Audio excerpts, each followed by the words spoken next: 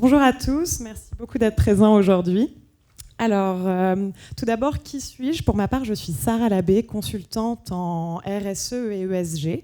Je travaille en tant que consultante pour la société Scaled Risk et je suis accompagnée du coup de Solveig et Bertrand, que je vais laisser se présenter. Alors bonjour à tous, moi c'est Solveig Leblanc, je suis consultante professional services chez Scaled Risk et donc je fais les implémentations, en particulier sur les projets ESG. Bonjour à tous, moi c'est Bertrand Tillet, je suis responsable produit chez Scaled Risk, donc je m'occupe de la roadmap et d'intégrer les besoins clients dans la plateforme et notamment effectivement les problématiques ESG. Super, merci à tous les deux. Du coup, pour démarrer, peut-être un petit mot d'introduction sur la société Scaled Risk. Donc, c'est une société qui a été créée en 2012. C'est un éditeur de logiciels français. Et nous offrons en fait une plateforme de data aux institutions financières dont la mission va être multiple. Mais donc, ça va être d'abord de centraliser des données, qu'elles soient ESG ou pas. C'est le sujet aujourd'hui, mais plus largement, on fait aussi de la donnée financière. C'est aussi fournir un outil d'analyse qui va permettre du coup d'accéder à des reporting, des dashboards, et du coup en fait de travailler sur des spécificités métiers de tout type. Et du coup, notre proposition de valeur aujourd'hui, c'est d'aborder tout ça par le prisme de l'ESG. Il faut savoir par ailleurs, donc bravo à l'équipe, on a gagné le prix de l'innovation de l'année aujourd'hui donc, pour ce projet ESG, donc on est très contents. Du coup, entrons dans le vif du sujet. Sur la partie ESG, du coup c'est plutôt mon secteur d'activité, on s'est posé la question de savoir comment on pouvait, on va dire, répondre à certaines contraintes, à certaines problématiques ESG. Et du coup, lesquelles? Finalement, c'est ça la première question.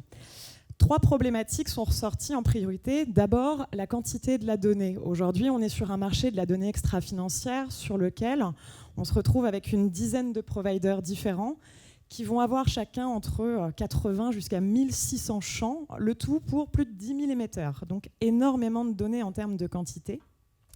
Et par ailleurs, au-delà de la quantité, on va aussi avoir, et c'est surtout ça la problématique, la question de la qualité de la donnée. Aujourd'hui, on trouve d'un provider à l'autre des informations qui sont parfois très différentes. Et donc l'ambition va être de répondre déjà à ces 2 premières contraintes et aussi à une troisième, celle de la variabilité de la donnée, parce que du coup elle évolue dans le temps et donc le défi effectivement c'est de pouvoir suivre l'évolution de cette donnée au fur et à mesure. Et du coup, l'objet de cet atelier, c'est de voir en quoi Scaled Risk peut répondre à ces 3 contraintes. Et je vais laisser Bertrand expliquer un petit peu plus en détail cette question-là et comment on peut répondre à cette problématique. Merci Sarah. Alors effectivement, chez Scaled Risk, on a fait le choix d'avoir une approche qu'on appelle data-centrique. Alors, qu'est-ce que ça veut dire data-centrique? Ça veut dire qu'on considère que, et notamment sur la partie ESG, c'est très significatif sur les problématiques ESG, la principale problématique pour arriver à une politique, une stratégie ESG qui est industrielle et qui est scalable, c'est la gestion des données. Et une approche traditionnelle, pour comparer, ça serait de considérer que c'est un problème d'applicatif. Donc on a traditionnellement considéré, par exemple, que pour le risque, il fallait un applicatif donné, et on regardait surtout les qualités de l'application métier à la fin. En réalité, on considère que pour ESG, le principal pain point, la principale difficulté pour les équipes, c'est bien de gérer l'intégralité de ces données. Parce qu'au final, les calculs sont relativement simples, les applications sont relativement simples. Toute la difficulté, tout le travail, finalement, vient surtout de cette capacité à pouvoir gérer les données. Et donc, avoir une approche data-centrique, c'est de dire, ce problème, c'est la donnée. Alors, comment est-ce qu'on fait pour adresser les problématiques qu'a évoquées Sarah? Alors, il y avait la première, c'était l'hétérogénéité des données. Ça, c'est un vrai sujet. 10 providers, mais c'est sans compter évidemment la recherche interne, c'est sans compter derrière les autres types de données qu'on voudrait agréger, des données publiques qu'on voit par exemple sur les réseaux sociaux ou alors les rapports annuels, beaucoup de données non structurées. Et là, on a une vraie difficulté pour monter à l'échelle dans son intégration ESG. On n'a pas de problématique pour faire de recherche sectorielle ad hoc. En revanche, si on veut industrialiser l'ESG et faire participer par exemple la gestion, le reporting, on a vraiment une difficulté à industrialiser. Et c'est pour ça que Scaled Risk propose un certain nombre d'innovations technologiques, notamment qui permettent de faire fi du format de données. C'est-à-dire qu'on n'a pas dans Scaled Risk une contrainte sur le format de données. Demain, s'il y a un nouveau provider qui arrive, on peut l'intégrer tel quel en automatisant l'analyse du format de données pour l'intégrer dans ScaleRisk. Voilà. Donc on a développé un ensemble d'outils intelligents qui permettent de faire ça et donc de s'affranchir d'une espèce de vendor lock-in où quand vous achetez une solution fixe, vous avez le droit à 5 providers et quand il faut en ajouter un autre, c'est galère. Avec ScaleRisk, c'est vraiment automatisé. Deuxième point que tu évoquais, c'est la problématique de la profondeur de données, l'évolution en fait des données au fur et à mesure du temps. Le ESG, c'est vraiment un sujet qui est très vivant et on voit apparaître des nouvelles solutions, des nouveaux flux à peu près tous les 6 mois. Mais les providers eux-mêmes sont extrêmement actifs en fait sur ce sujet. Et donc finalement, c'est extrêmement difficile d'avoir une technologie rigide, une solution métier rigide. Là encore une fois, parce que les flux et les formats vont évoluer énormément au fur et à mesure du temps. Donc là encore, la flexibilité de la technologie permet d'adresser ce genre de challenge et aussi d'avoir une capacité d'historiser la donnée. Ça, c'est un point important. Trop souvent, on a une vue photo sur les rapports ESG.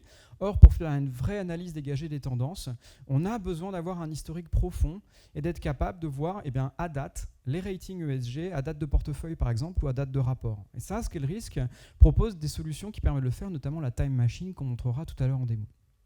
Et enfin, le dernier point qu'on a rapidement évoqué, c'est le problème de la qualité de données. C'est-à-dire qu'on peut mettre tous les formats qu'on veut, tous les providers qu'on veut.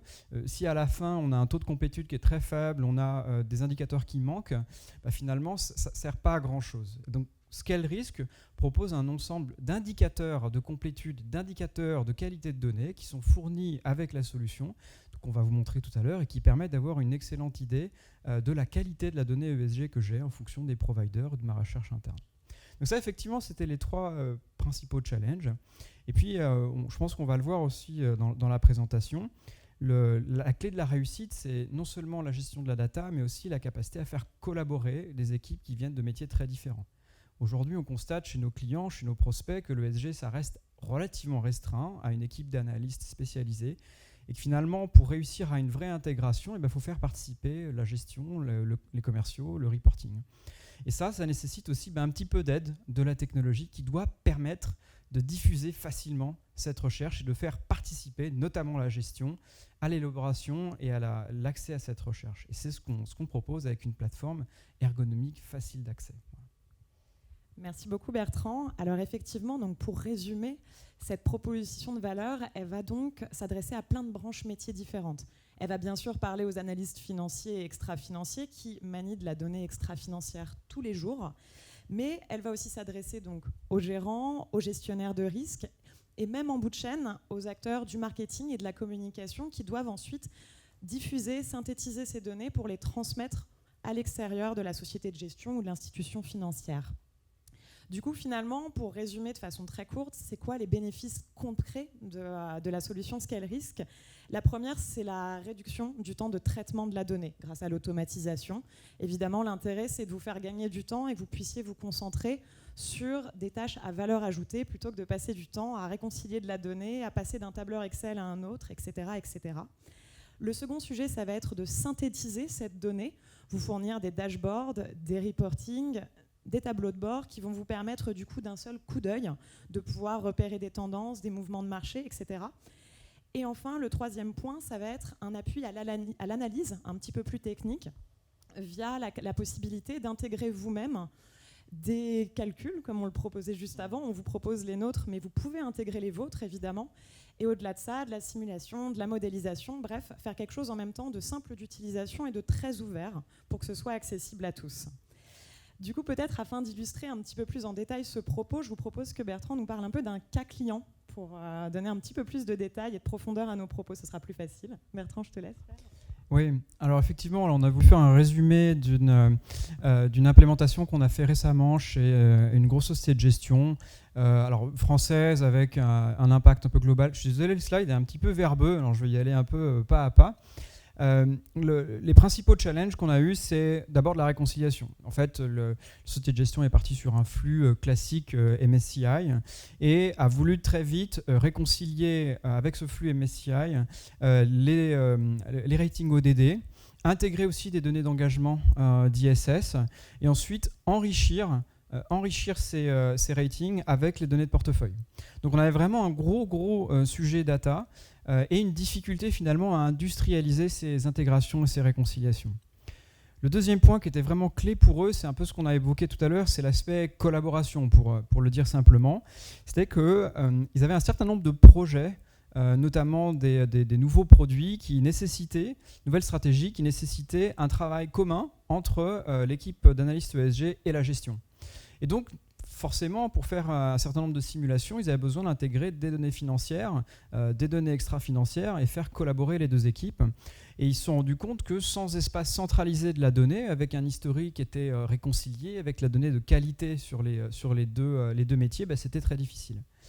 Et enfin, effectivement, une capacité à pouvoir diffuser facilement cette recherche grâce à des visualisations simples.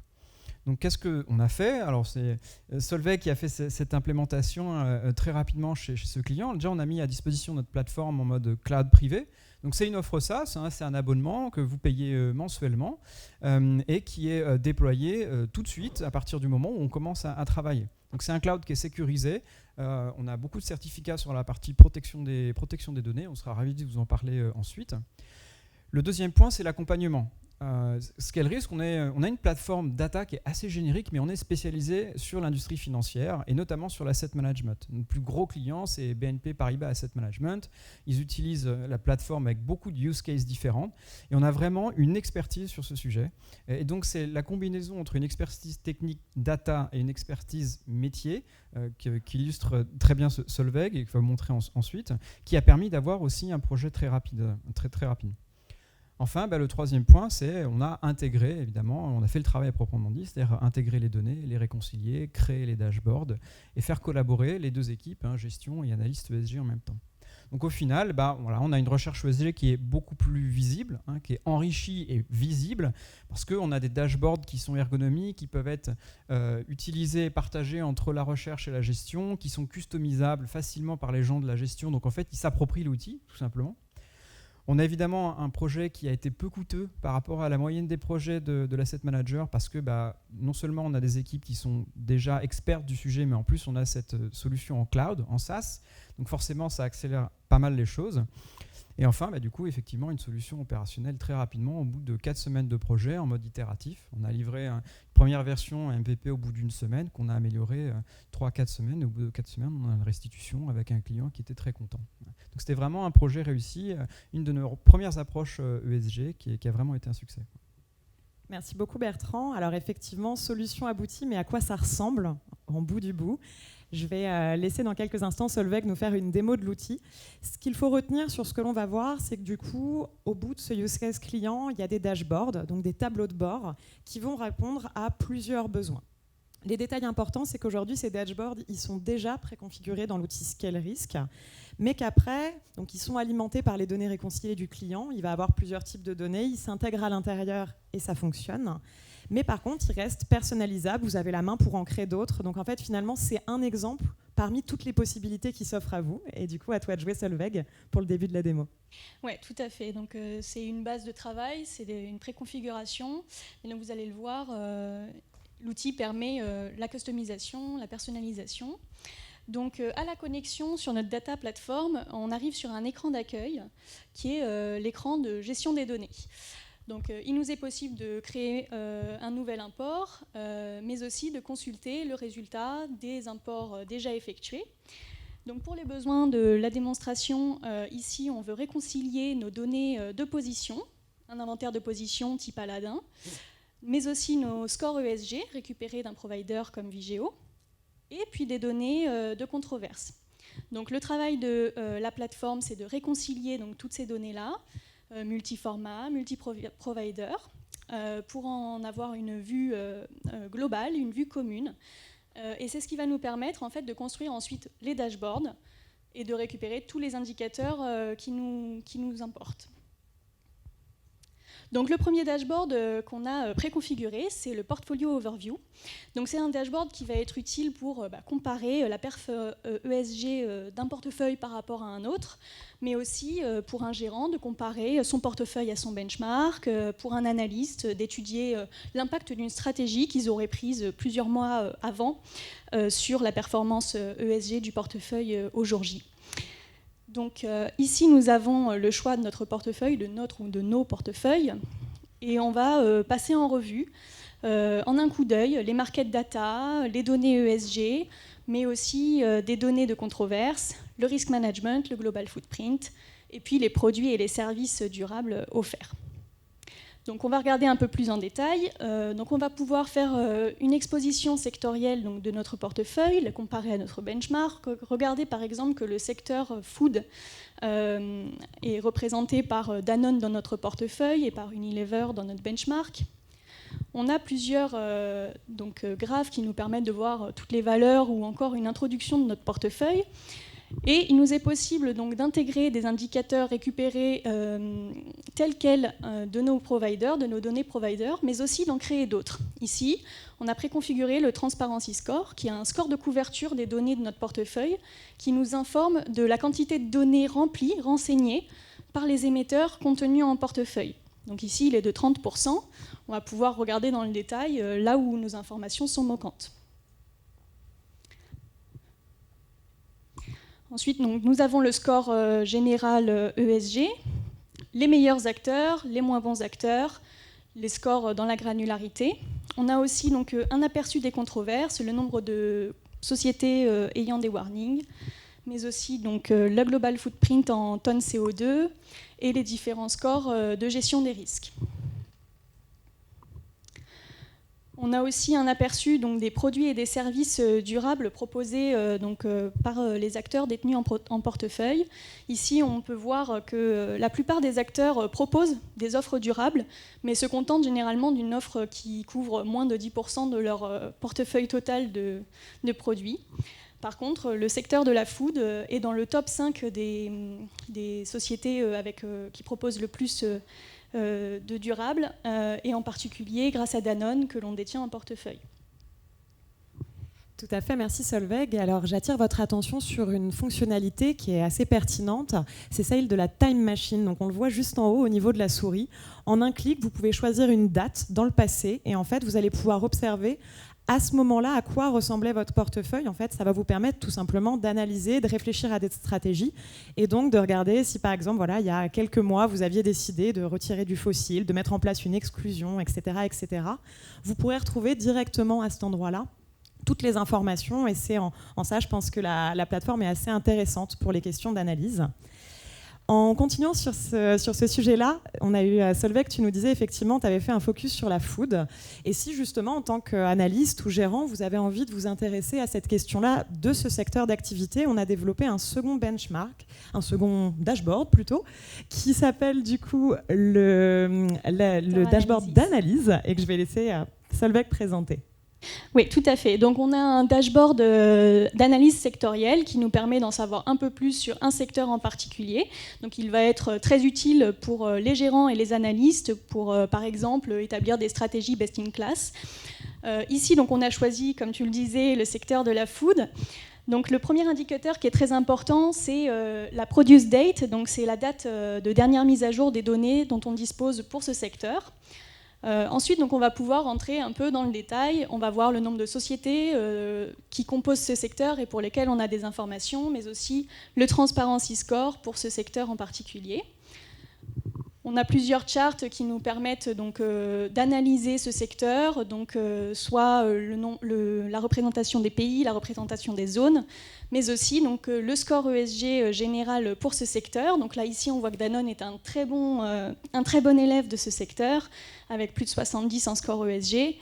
Et on peut rentrer donc, dans le détail des scores E, des scores S et des scores G, là où on voit aussi que Danone est très bien placé donc, sur les scores E et S. On va rentrer un peu plus dans le détail également des controverses. Donc on peut voir les thèmes de controverses particuliers pour ce secteur-là, donc gender, climate change, le nombre de sociétés de ce secteur qui peuvent être en warning list, mais aussi la part des régions géographiques dans lesquelles se trouve le plus de controverses pour ce secteur. Donc ensuite, nous avons la gestion des risques et le global footprint, donc toujours pour ce secteur. On peut détacher facilement, en fait, d'un clin d'œil, les meilleurs acteurs et les moins bons acteurs. Et donc toujours cette dernière partie des produits et des services durables proposés. Donc Danone est là aussi en tête. Tout à fait. Alors, à nouveau, une fonctionnalité qui peut être pertinente sur ces questions, c'est la fonctionnalité Edit que vous voyez tout en haut à droite. À quoi sert-elle ? Eh bien, elle va nous servir en fait à pouvoir complètement modifier ce dashboard en fonction de vos besoins. Vous avez peut-être envie, par exemple, d'intégrer un premier tableau, voilà, qui va nous prendre en compte tous les titres qui sont dans ce secteur d'activité pour pouvoir observer un point en particulier, par exemple. Et donc, en quelques clics comme ça, vous allez pouvoir créer votre nouveau widget, l'agrandir, le rétrécir, y indiquer des données, etc., etc. Et bien entendu, au-delà de celui-ci que vous pouvez créer, vous avez aussi la possibilité d'aller en modifier d'autres. Vous remontez, vous cliquez dessus et vous allez pouvoir comme ça changer des valeurs, indiquer des indications, choisir une zone géographique en particulier. Bref, ce qu'on essaie de vous montrer là, c'est que finalement c'est très simple, très accessible. Ça permet de pouvoir travailler pas mal ces analyses, etc., etc. Et du coup, tu nous parlais justement de la fameuse société Danone, puisqu'elle ressortait beaucoup. Eh bien, imaginons que, puisqu'on a remarqué qu'elle était plutôt en tête sur son secteur, on a envie d'avoir plus d'informations sur elle. Et c'est l'objet, du coup, effectivement, de ce troisième dashboard, qui est celui, du coup, des petites fiches émetteurs que l'on a créées. C'est ça. Donc, on a créé une fiche émetteur. Donc, là, c'est vraiment destiné aux analystes ESG qui veulent rentrer dans le détail et dans la granularité pour un émetteur en particulier sur lequel ils veulent avoir toutes les infos. Donc ici, on a choisi Danone. On peut voir qu'on a donc tous les critères d'identification, l'introduction de cette société, et qu'on a donc toujours ce transparency score, à quel point cet émetteur a joué le jeu, à quel point il a renseigné les informations ESG qu'on voudrait consulter, mais aussi la date de sa dernière évaluation carbone. Donc c'est ce genre de scores qui peuvent nous permettre en fait de mettre en place d'autres indicateurs à volonté. Par exemple, un warning si cette dernière évaluation date de plus de 2 ans, etc. Donc on a ensuite les informations, donc, par exemple, du secteur de l'émetteur, à quel point les directives ESG sont incorporées dans la stratégie de l'entreprise, les scores ESG, les ratings qui le concernent, son global footprint également. On va pouvoir avoir la granularité complète en fait, des thèmes de controverse qui concernent Danone ici. Donc toute la liste, mais aussi les régions dans lesquelles ces controverses ont lieu. On a aussi donc, le Risk Mitigation Score, donc, qui est la façon que Danone a de gérer en fait, ces risques-là. Et on a donc différents scores de risques. Donc les 4 risques réputation, human capital, opération et légal qui sont récupérés directement donc, de nos providers. Et nous avons choisi par exemple de créer un 5e indicateur qui est le global risk, qui fait donc la moyenne de ces 4 scores et qui va y ajouter la transition. Et donc ça nous donne le global risk management score. Tout à fait, merci Solveig. Alors, de la même façon que pour les précédents, j'en profite pour vous montrer une fonctionnalité complémentaire. Cette fonctionnalité, ça va être celle de l'export de votre dashboard.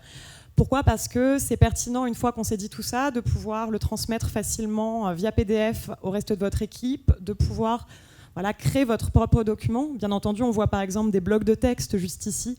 Vous pouvez en mettre autant que vous voulez, c'est vous qui les créez, qui les modifiez pour prendre des notes. L'idée en fait de cette fonctionnalité, c'est de donner un outil interne qui va finalement simplifier le travail collaboratif entre les équipes, entre la recherche et la gestion, etc., etc. Et enfin, de la même façon, cet outil-là nous emmène forcément en direction de l'export de reporting. Aujourd'hui, c'est du dashboard. Demain, ça doit être du reporting pour répondre aux problématiques de contraintes réglementaires, aux enjeux aussi de communication périodique pour les fonds. Et donc voilà, l'idée pour nous, c'est de vous proposer demain des solutions de reporting clés en main, entièrement automatisées, dans lesquelles en quelques instants, vous allez pouvoir préparer votre reporting et pouvoir le partager à l'extérieur. Et du coup, on va peut-être faire un petit résumé de toute cette proposition de valeur. Je vais laisser Bertrand résumer et conclure finalement avant la phase de questions. Merci beaucoup pour cette démo. Alors on sera ravis aussi peut-être avant de terminer la présentation, de vous inviter au stand pour vous proposer peut-être d'avoir une démo personnalisée, de vous montrer un peu comment est-ce que ça fonctionne de manière un petit peu plus interactive. N'hésitez pas à nous rejoindre. J'espère que vous aurez vu un peu ce qu'on a voulu y mettre dans cette présentation, et notamment les 3 points sur lesquels on a souhaité insister. C'est ce qu'on souhaite vraiment permettre à nos clients, c'est d'arriver à cette efficience opérationnelle et à cette excellence opérationnelle sur l'ESG. Efficience parce qu'on arrive à industrialiser cette gestion des données et on arrive finalement à permettre à la société de gestion de monter à l'échelle sur cette problématique. Excellence opérationnelle parce que en permettant d'enrichir tout le temps, sans contrainte, les données des providers avec sa propre recherche, en permettant de diffuser, de faire accéder aux autres collaborateurs la recherche, qu'elle soit interne ou externe, on s'assure d'une réelle intégration ESG et donc de la capacité par exemple des équipes gestion ou reporting de se saisir de cette problématique. Et enfin, avec la démarche qu'on vous propose en cloud privé, en SaaS, ça permet tout simplement une intégration très rapide qui est vraiment à l'opposé d'un projet IT traditionnel. On démarre très vite avec une plateforme qui est déjà disponible. On est capable d'intégrer les données très rapidement grâce à notre approche justement générique. Et on arrive à accompagner un client en vertical sur ses problématiques data et ses problématiques métiers ESG. Donc on a été très fiers de vous présenter cette démonstration. N'hésitez pas à nous rejoindre sur le stand. On est sur le stand 25. Et puis si vous avez des questions à nous poser, c'est le moment. On sera absolument ravis d'y répondre. Merci. Merci beaucoup.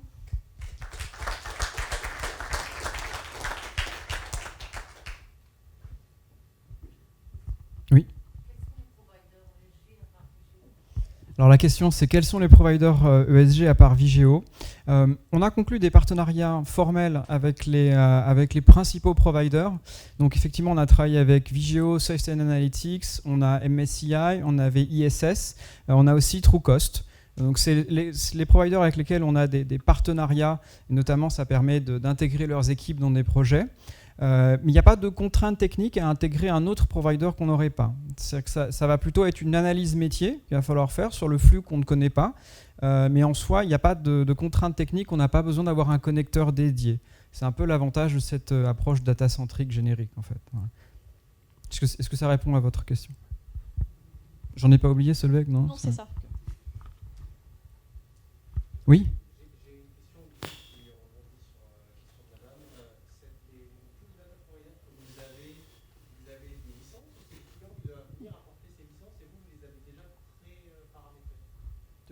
Oui, alors donc non, ce n'est pas nous qui avons des licences, effectivement, c'est le client qui a déjà ses habitudes, a déjà ses licences, travaille déjà avec ses providers privilégiés, et nous, on va simplement s'adapter à ça, on ne va pas venir avec un package préconfiguré de providers avec lesquels on travaille, non, on va s'adapter à ce que le client fait déjà pour ne pas tout chambouler et juste se greffer sur ces providers qui existent déjà.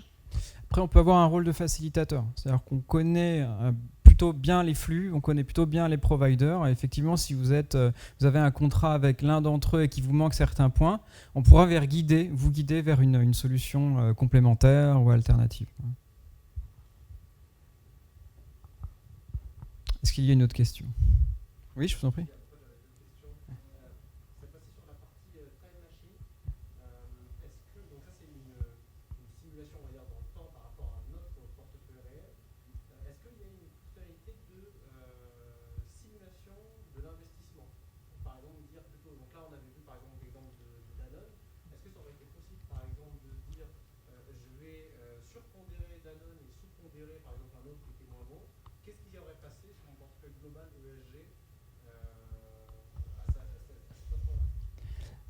Alors oui, c'est possible de le faire. Et en plus, le fait que dans ScaleRisk, vous êtes capable d'intégrer aussi la donnée financière, vous êtes capable d'intégrer vos résultats de calcul de risque, par exemple, vous allez être en mesure de faire un backtest sur non seulement la partie ESG, mais aussi sur tous vos métriques de performance et de risque sur 5 ans ou 10 ans. C'est-à-dire à partir du moment où vous avez effectivement 5 ans d'historique de données, ScaleRisk va vous faire la simulation et le backtest à la fois sur l'ESG, sur la perf, sur le risque, sur toutes les métriques en fait, qui sont disponibles dans ScaleRisk.